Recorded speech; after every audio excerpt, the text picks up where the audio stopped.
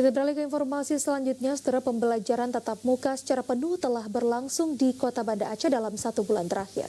Di balik pembelajaran tatap muka itu, para siswa wajib memiliki surat vaksinasi COVID-19. Sejak kasus pandemi COVID-19 mulai menurun, pemerintah Kota Banda Aceh mulai mengeluarkan kebijakan dengan membolehkan seluruh siswa melakukan pembelajaran secara tatap muka. Proses belajar full tatap muka ini sudah dilaksanakan dalam 1 bulan terakhir. Meski demikian, di balik pembelajaran full tatap muka ini, seluruh siswa harus memenuhi aturan yang telah ditetapkan pemerintah sebelumnya, seperti harus mematuhi aturan protokol kesehatan, serta wajib memiliki sertifikat vaksinasi COVID-19 sebelum memasuki sekolah.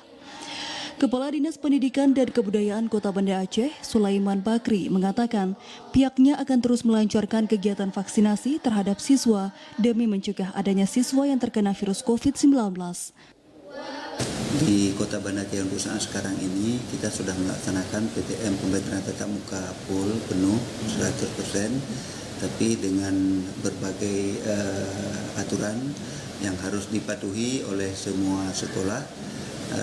Tujuannya untuk membatasi terjadinya klaster baru di sekolah, sehingga aturan-aturan itu memang harus dipatuhi oleh semua sekolah untuk melaksanakan kegiatan PTM secara penuh ini.